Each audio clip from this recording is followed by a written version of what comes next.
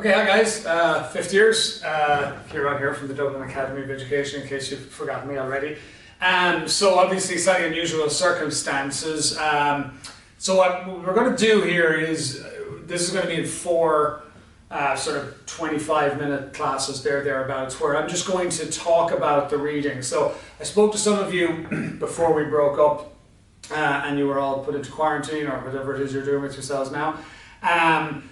What I want you to do is over the next week finish reading the novel. So again, following the same pattern that we have been following, we're going to be taking 2 chapters at a time. So at this point you should really have completed reading chapters 16 and 17. So it's 16 and 17 I'm going to be talking about today. So if you have not read chapter 16 and 17 up to the end of chapter 17, then pause this video right now, go do the reading and then come back. So it's 16 and 17 today, 18 and 19 tomorrow, 20 or 21 the following day, and then finishing off on the final 2 chapters, 22 and 23. So I'll just be doing more or less what we were doing here in class, which is focusing on what happened in the chapters, what might be significant, what we noticed, anything that happened there that was noteworthy, and then the potential significance of that. So I'll put a few things up on the board here. I'll try and preempt. So rather than getting you guys to think and actually pick out for yourselves what you thought was noteworthy or significant,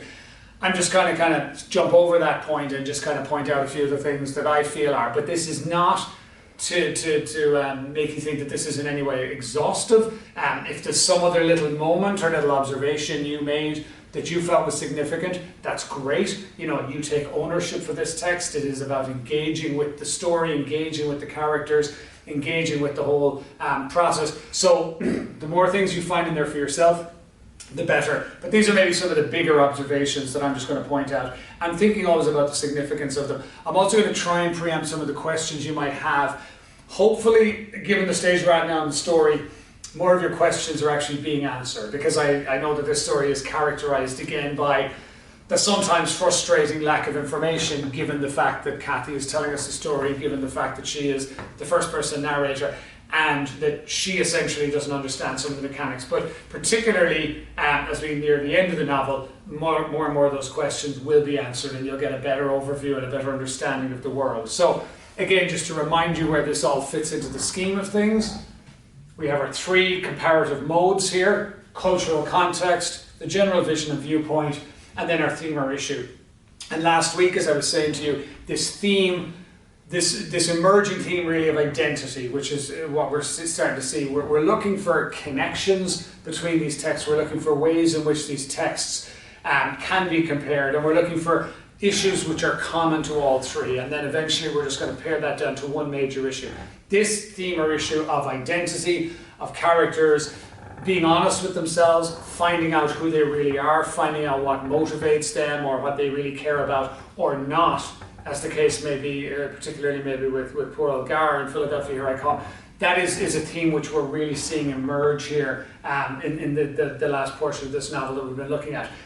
The general vision and viewpoint, as we've talked about, it's hard to determine that completely until we get to the end. So we'll be talking about that next week when we're starting to look at the comparative connections and look at the 3 texts side by side.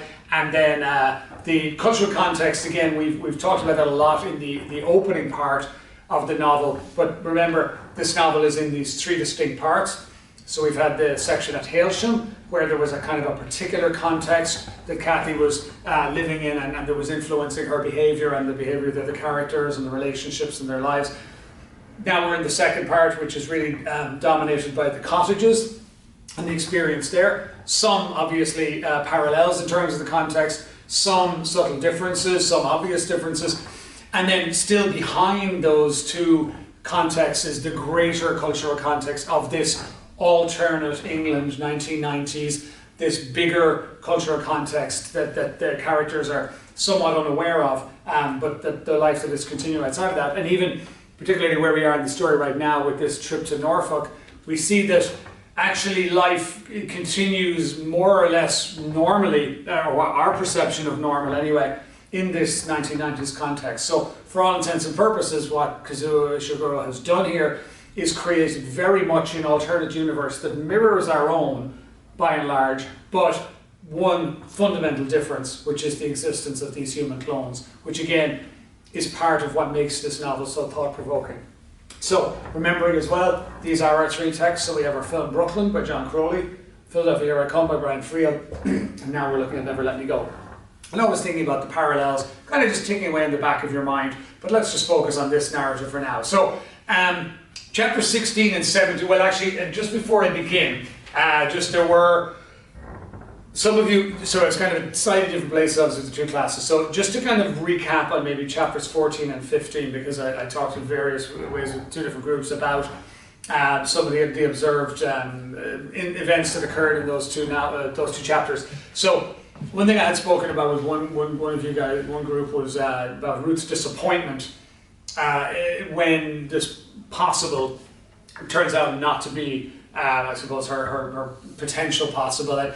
The clear frustration that she feels there, which is, interesting, because I suppose she pretends like she doesn't really care, like there's a little bit of it all being a game, but what we see there emerging is a very clear human need to know who she is, to know where she came from. And the bitterness really, and the frustration and the disappointment that emerges from that really illustrates that. So it's an important moment. All of this trip to Norfolk anyways is very much a key moment. And then the second thing that we didn't really talk about at all in chapter 15 was finding the tape, first of all, when Tommy, and again this significance of this relationship between Tommy and Kathy, when he finds the tape, Kathy finds the tape, but Tommy, kind of admitting to her he wishes he could have found it for her and so on, and then agrees to buy it for her. So that sort of, little event maybe is another little connection between these two characters.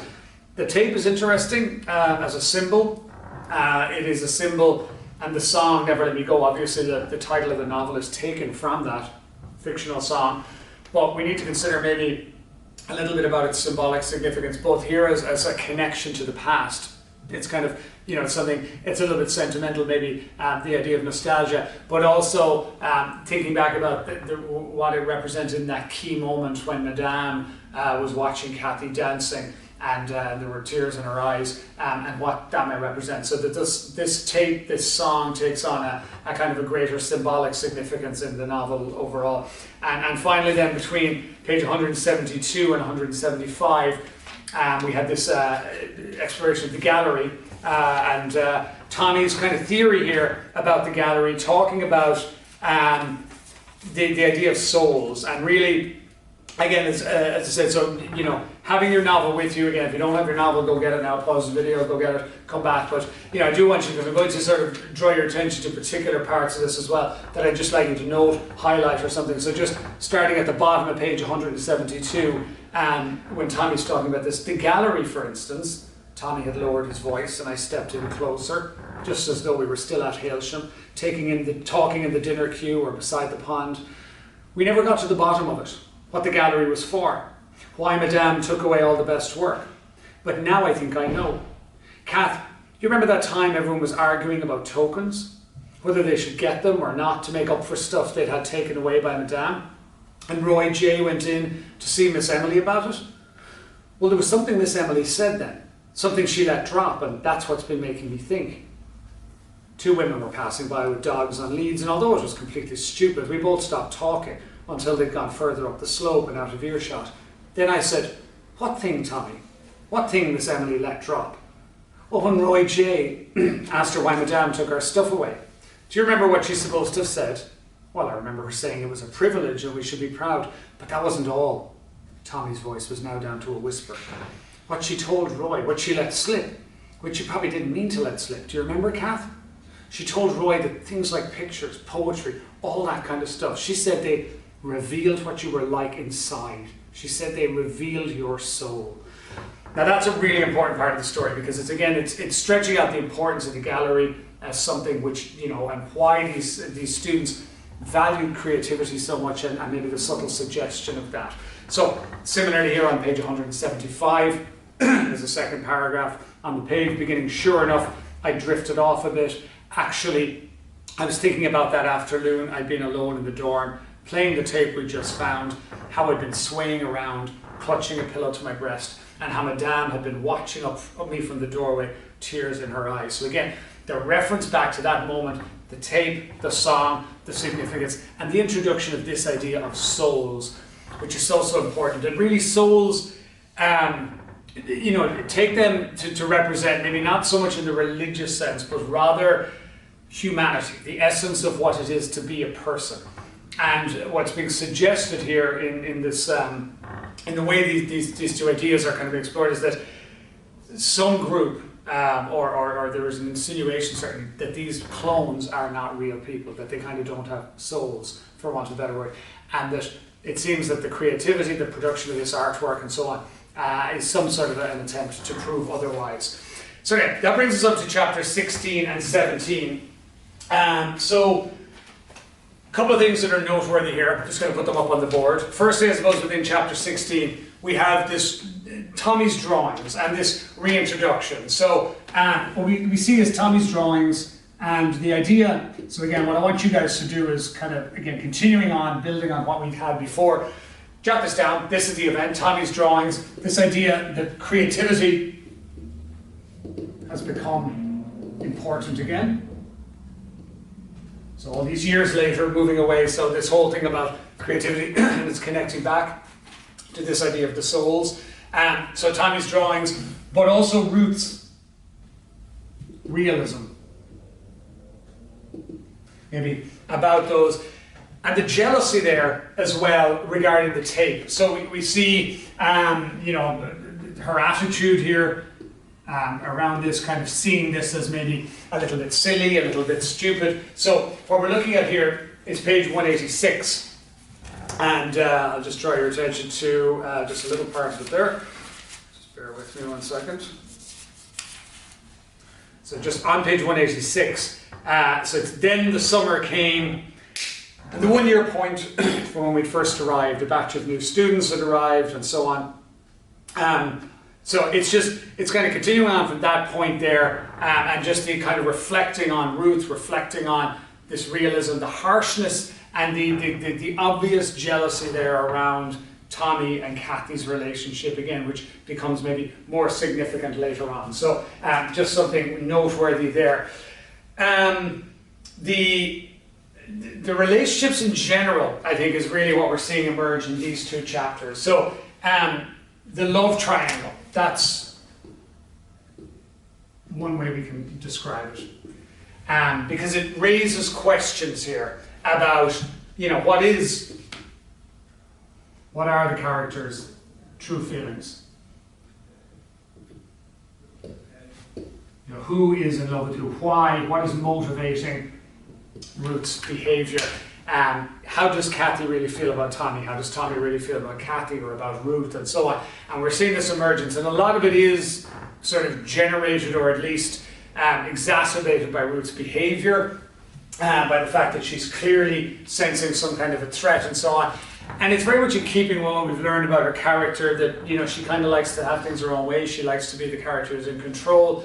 But what her interest is with Tommy and so on, because she's quite harsh with him in that particular episode, in the way that she speaks to him, the way she kind of dismisses all these ideas.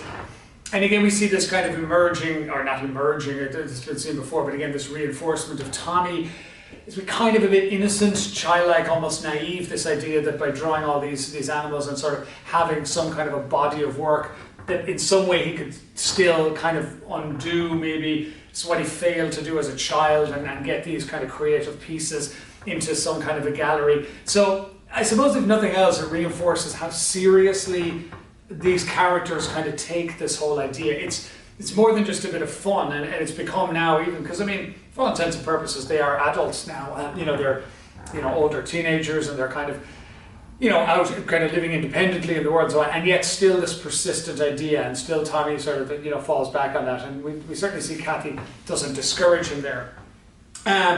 If you go on to page 188 then, you know, this idea, I suppose, of the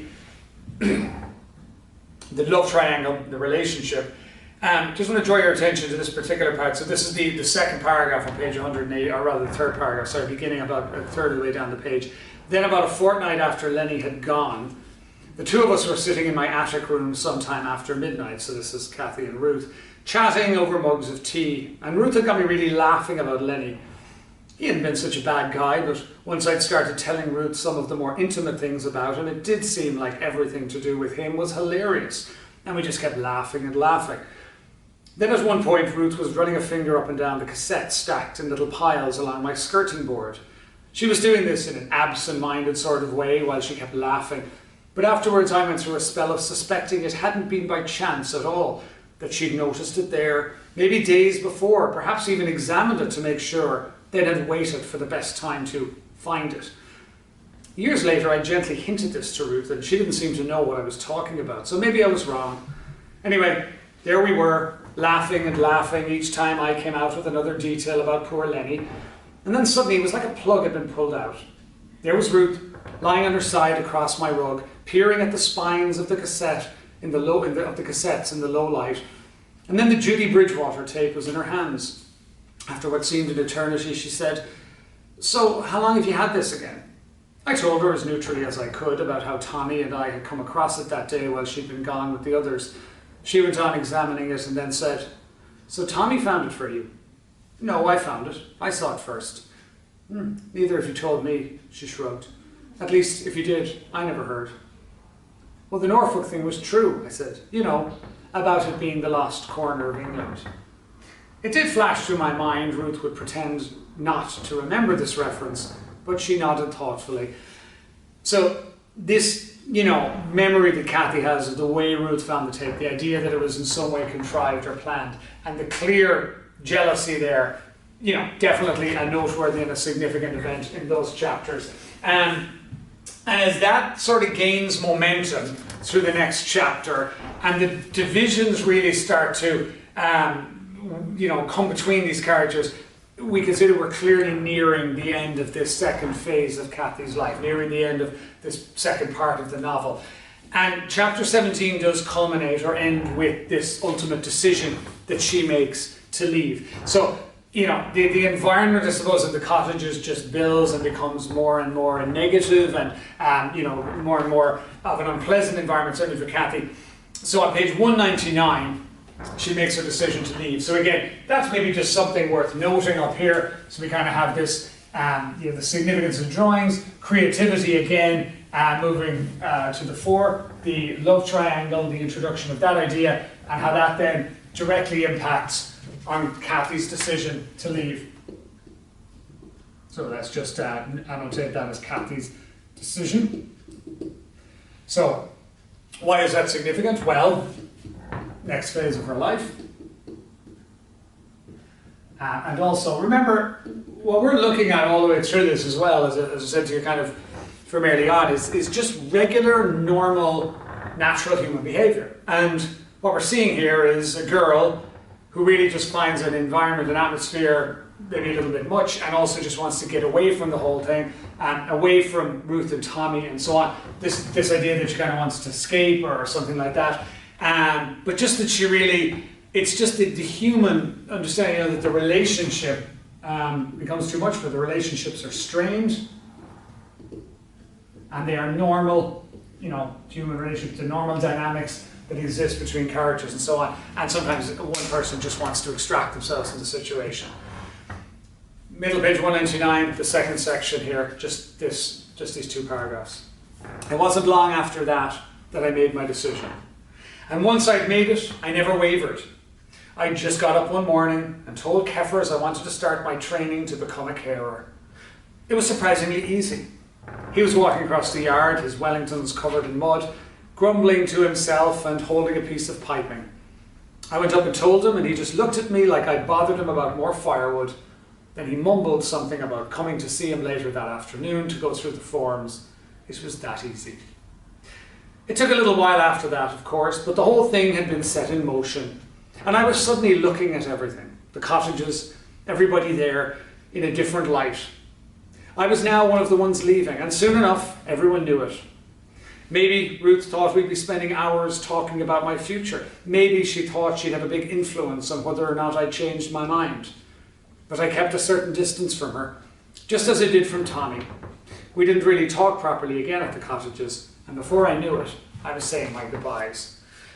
And that's the end of part 2. So again, just thinking always gently in the background about our comparative modes.